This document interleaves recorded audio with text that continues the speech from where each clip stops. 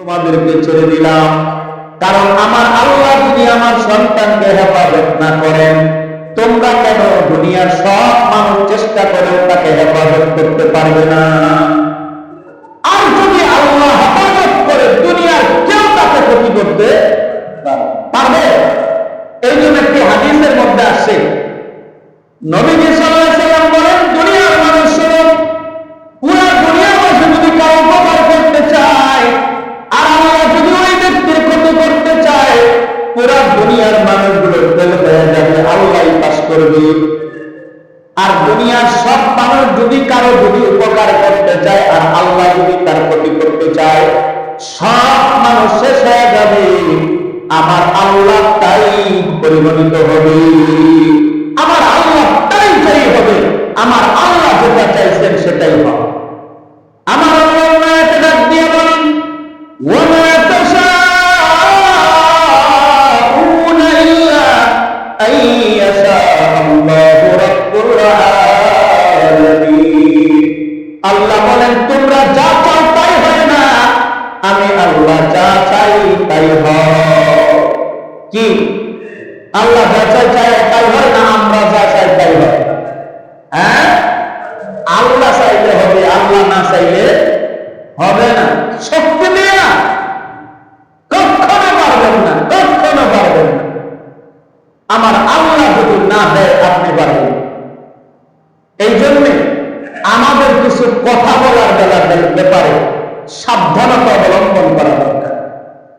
আমরা তো যখন একটু ক্ষমতাবান হয়ে যাই, এমন কথা বলি মনে হয় আমি সব, কিন্তু তুমি যে কিছুই না, এটা তো তুমি নিজেই জানো না। কথা তুমি যে কিছু না, এটা তুমি জানো না। বিশ্বাস করো তুমি কিছু না, যে সে যা চাইবে তাই হবে। কথা বুঝেন নাই মনে হয়? এই জন্য বান্দার কার দিকে মতো অর্জ হওয়া দরকার? আল্লাহর দিকে। কার দিকে? আল্লাহর দিকে মতো অর্জ হওয়া দরকার। আমি আল্লাহর বিধানকে মানি। আমি কার বিধানকে মানি? আল্লাহর বিধানকে মানি। আল্লাহর বিধান মানার মধ্যেই কামিয়াবি। জয় তো আল্লাহ ওখানেই দিয়ে দিয়েছে। জয় তোমার হাতে না, তোমার বড় হাতে জয় না। জয় কার হাতে? আল্লাহ। এই জন্য আমরা কারে মানি? বলে বলে হ্যাঁ, এই কথাটা মনে করতে হবে।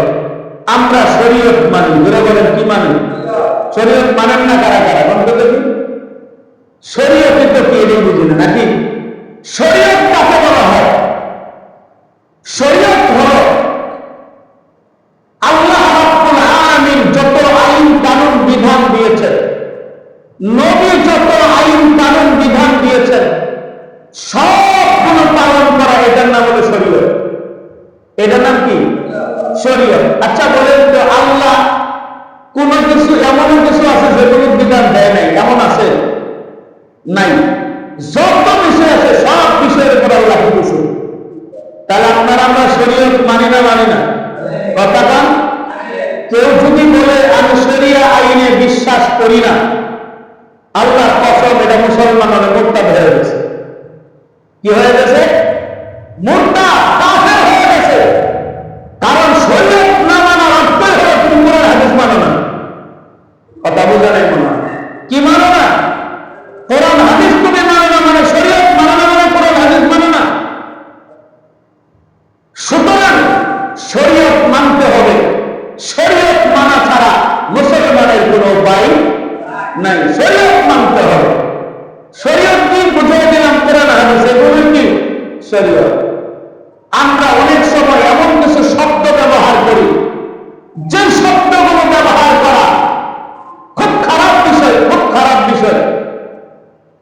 আমরা কথায় কথায় কাউকে গালি দিয়ে বলি মৌলবাদী। কথা দেয় কি গালি দেয়? মৌলবাদী। আচ্ছা, আপনারা মৌলবাদী বুঝেন কারে কয়? বুঝেন না। এবং মৌলবাদী বুঝেন। মৌলবাদী যারা মূলের উপর একনিষ্ঠ ভাবে কাজ করে, তাদেরকে বলা হয় মৌলবাদী। যারা মূলের উপর আছে, কিসের উপর? মূলের উপর আছে। যে কোনো ব্যক্তি যে কোনো বিষয়ে সে মৌলবাদী। একজন ডাক্তার, ডাক্তারে কিছু মৌলিক বিদ্যা আছে, মৌলিক সূত্র আছে। এই মৌলিক সূত্রগুলো যদি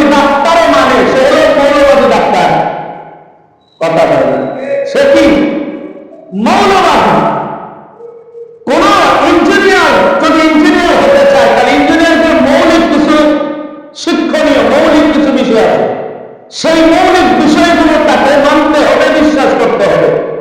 যদি মানে বিশ্বাস করে সে মৌলবাদী। কথা বলেন, সে মৌলবাদী।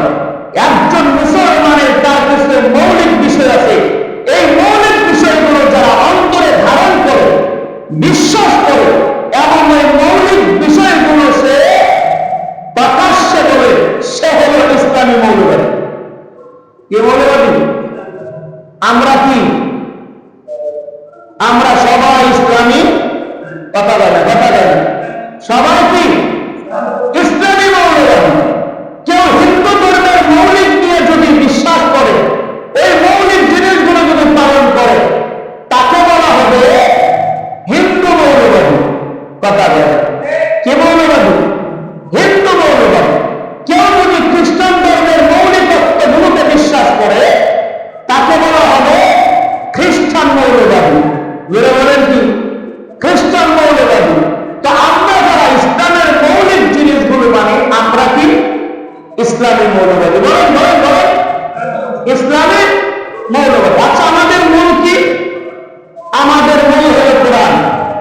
কথা বলেন, আমাদের মূল কি? কোরআন। আমাদের মূল হলো হাদিস। আমাদের মূল হলো আল্লাহ। আমাদের মূল হলো কি? নবী।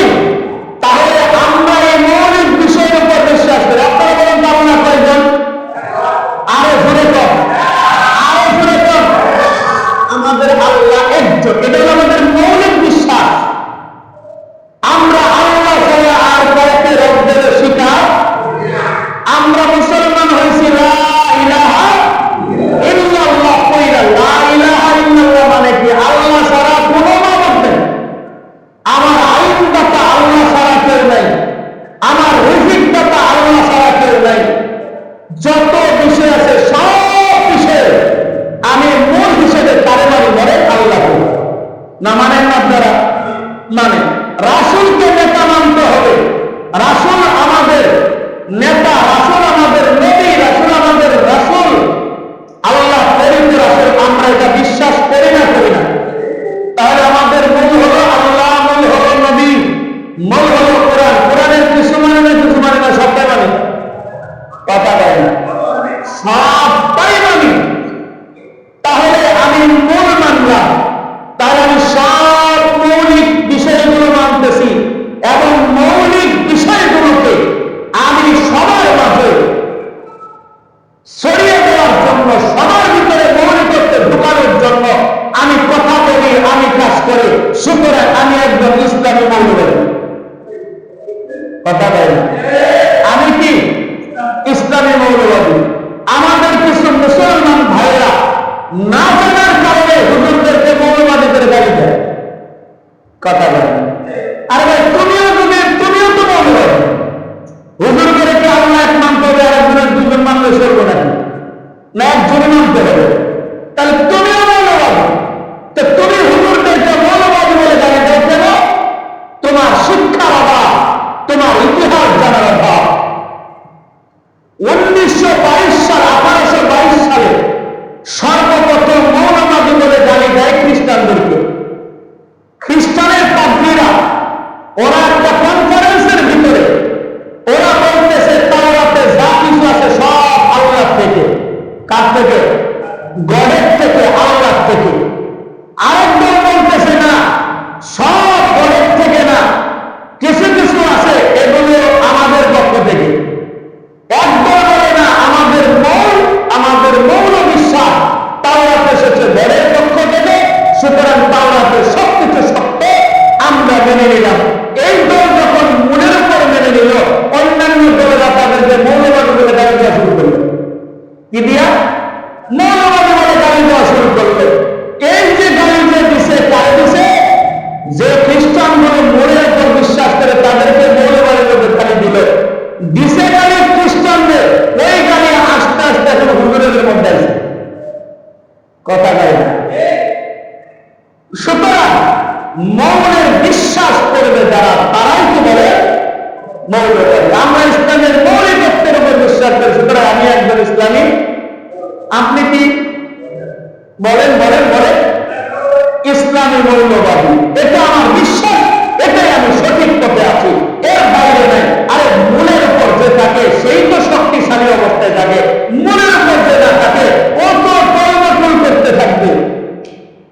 গাছের মূল যদি ধরে থাকেন তাহলে আপনি বাঁচতে পারবেন। আমরা আগার মধ্যে উঠে থাকেন, বুঝলেন নাই? গাছের ডালে আগার মধ্যে যদি বসে থাকেন, পাতা এসে কি করবে? ফালাই দেবে। সুতরাং মনের উপর বিশ্বাস আপনাকে আমাকে করতে হবে। এই জন্য আমি আপনি কি করে বলেন, একজন ইসলামী মৌলবী